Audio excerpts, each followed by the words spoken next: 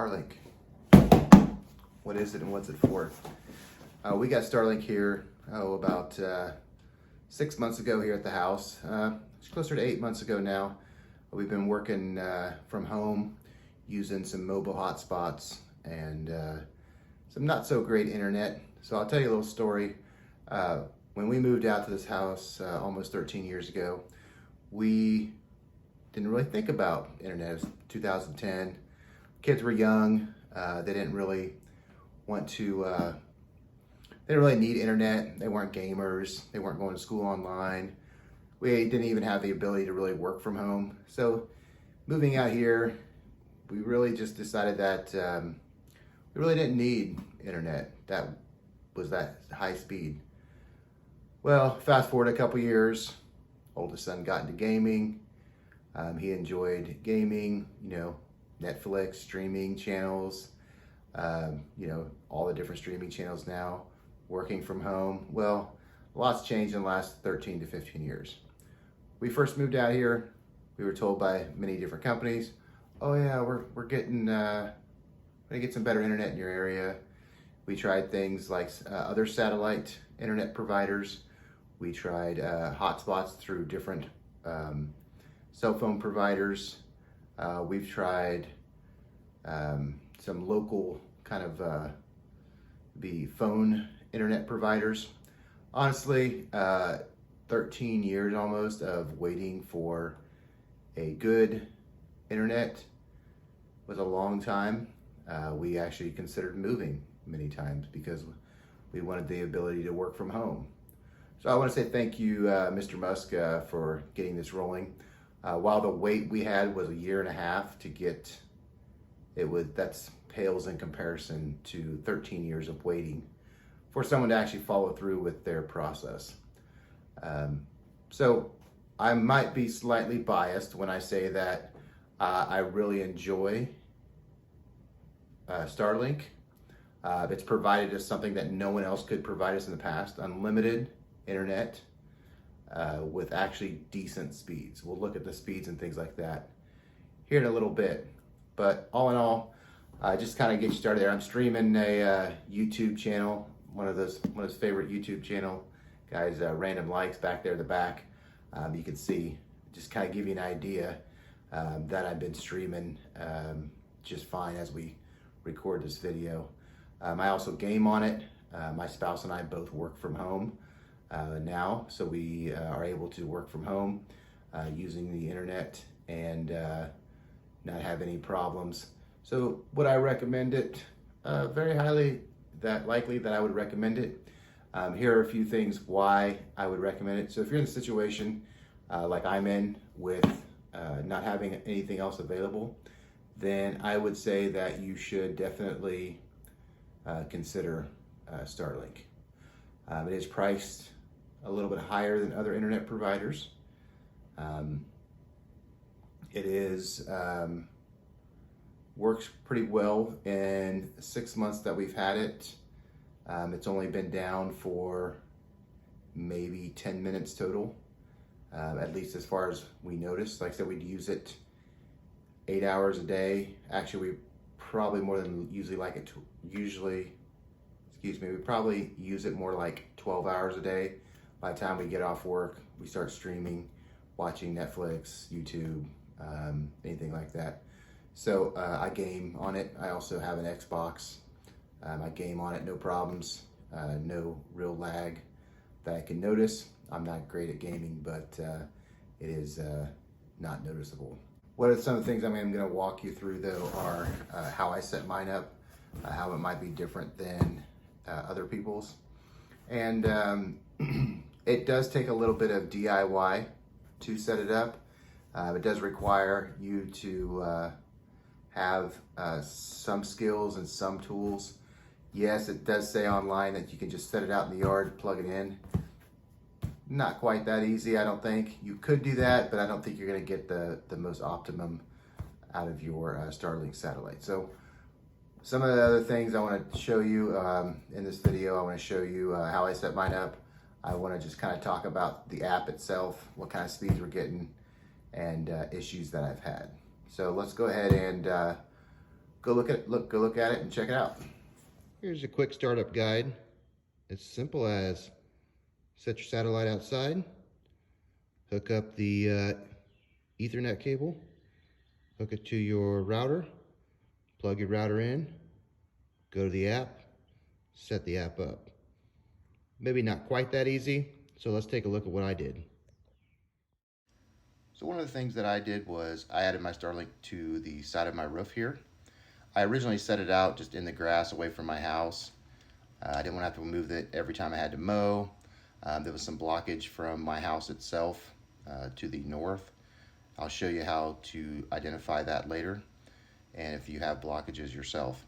What I did was I put two 2x4s underneath, and then I extended an additional 2x4s out past the guttering, mounted the bracket that comes with it to those 2x4s.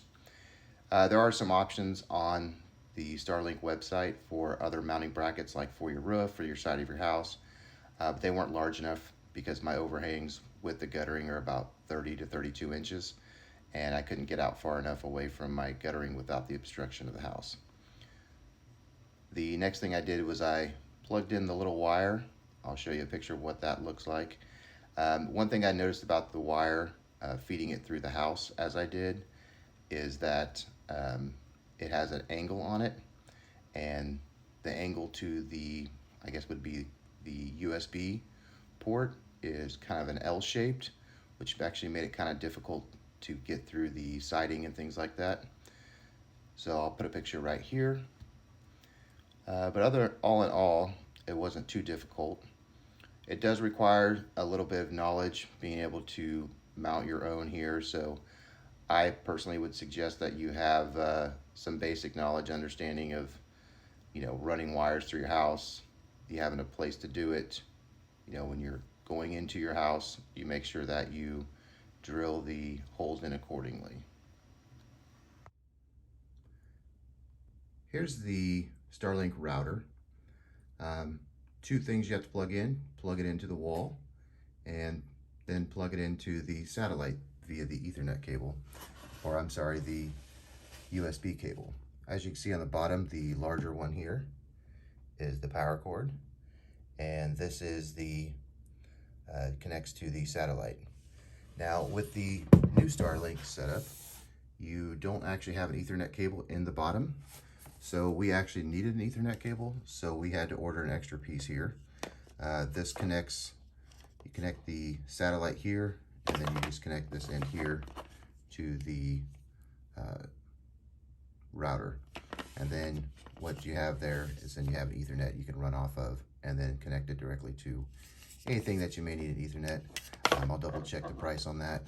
The prices do change regularly, so I'll double check the prices on that. So fairly simple setup. And then once you get that all set up, you go to your Starlink app and set up the Starlink app. So let's go ahead and walk through that.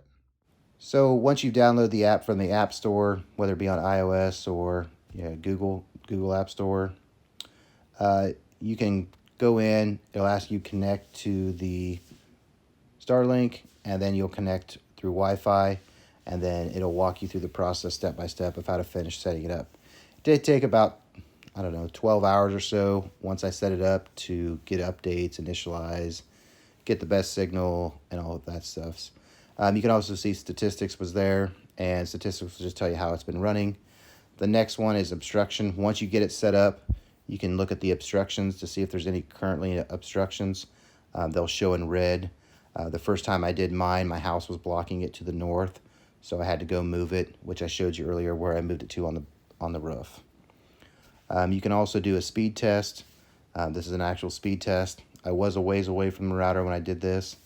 I've seen speeds up to 150 megabytes per second, and then download speeds 20 to 25.